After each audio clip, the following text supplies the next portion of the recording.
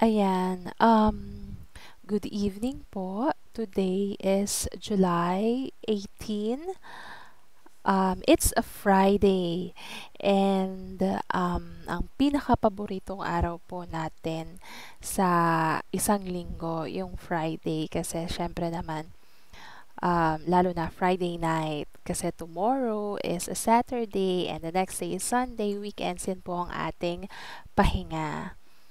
And our reading for tonight is sakto po siya. So, our reading for tonight is about real rest. Uh, I desire mercy, not sacrifice.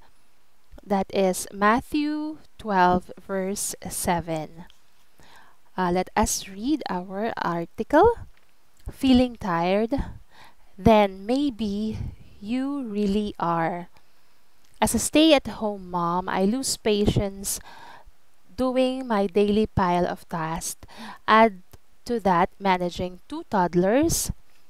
At times, the fastest thing to do when I am overwhelmed is to exercise force, commanding my kids to follow without realizing that my relationship with them is far more important than anything else. I read this quote that reminded me of my calling. What a privilege to clean a home that was made dirty by a healthy child playing. Dishes dirtied because we ate three meals, and laundry needed to be done because we all had clothes to wear today. We all get tired. Our pursuit to balance multiple roles in life can drain us, and we miss the real essence of why we do things. We become fixated in getting things done that we resort to control and rule over others. But today's gospel reminds us that we achieve real rest by doing things lovingly with Jesus' heart. The next time you find yourself ranting over your responsibilities, say the short prayer. Bless me, Lord. Be with me, Lord. Okay. Again, just yesterday and today maybe. So, nag-seminar po kami ng asosasyon ng mga HR and it was a half day activity.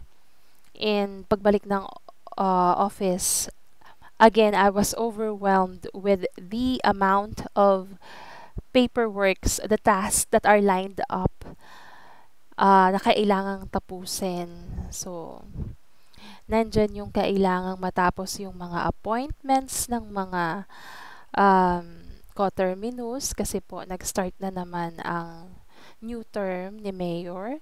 Nandyan na kailangang mapapirma na lahat ng mga kontrata ng mga job and order and contract of service.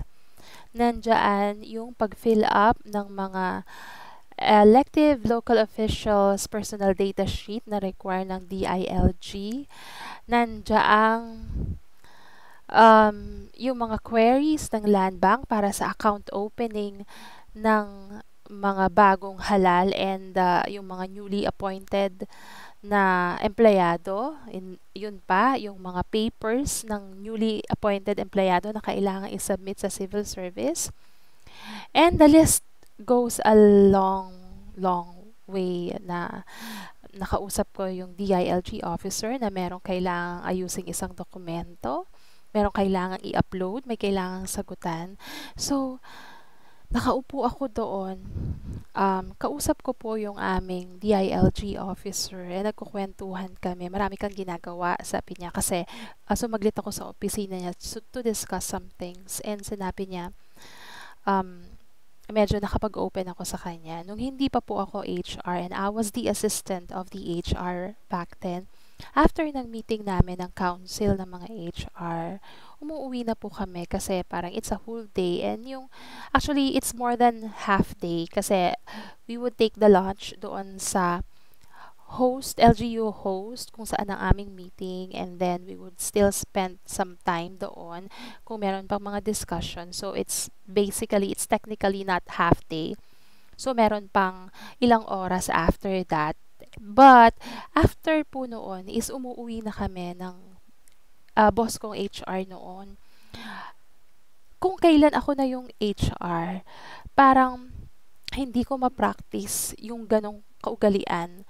So, kasi considered na yun na parang nasa field ka. And, nandyan pa kasi yung, syempre, after mong mag-seminar, mga new policies ng civil service. So, pag uwi mo, pwede kasing mag-notes ka, magpa-plan ka, titignan mo kung ano yung mga bagong dapat palitan, ayusin, ganyan.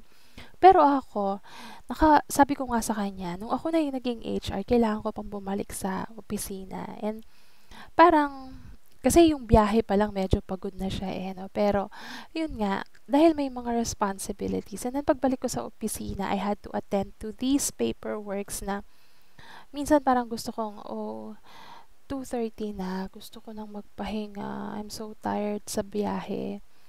Pwede bang sa Friday na lang to? Ay, sa Monday na lang to. Kaya lang, kailangan mong tapusin kasi kailangan mong bakantihin yung oras mo para ma-accommodate pa yung mga darating na trabaho come Monday. So, ganyan ang trabaho. And I think, nasanay ako na maging responsable at hindi ka pwedeng magpetics kasi may mga opisina, may mga taong umaasa. Like, there was a time, just this week, Monday, naka-sick leave dapat ako, but the mayor is going abroad, and we only have a day before siya umalis. So today, tomorrow, and then paalis na siya.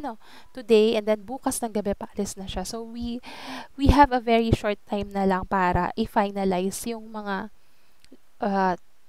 mga job orders and their salary para makasweldo sila. So kahit may sakit ka, when duty calls, kailangan mong pumasok, no? And napasabi ako kanina na parang, when will this end? But kaya pa naman, pero napapagod din ako.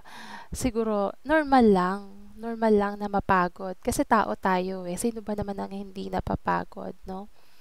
Pero natanong ko yun sa sarili ko, sabi ko, ang daming work, sabi ko, pa-request naman ng isa pang job order para may makasama sa opisina. Anyway, so, yun yung parang na-share ko lang how tiring it is sa office, no? Hindi naman, thankful ako na I have work. And masaya ako na nakaka-accomplish ng maraming bagay. But as the reading goes today, real rest, no? The next time you find yourself ranting over your responsibilities, again, I feel like God is really talking to me through this book. Sabi niya, say the short prayer, bless me, Lord, be with me, Lord. So kapag kayo ay napapagod sa buhay, napapagod sa trabaho, when you feel like ang daming responsibilities, just pray, bless me, Lord, be with me, Lord. For our reflection, the next, in need of a good rest, go to the one who can take away your tiredness and replenish you with His goodness. Again, wala na naman pong ibang makakatulong sa atin kung hindi si Papa God, 'di ba? Parang yung kahapon lang na reading, yung at peace, no? Meron tayo doon. During times of darkness and struggle, where do you find solace and strength? Dear Lord, bring me peace, help me find rest in you, and remind me that your yoke is easy and your burden light.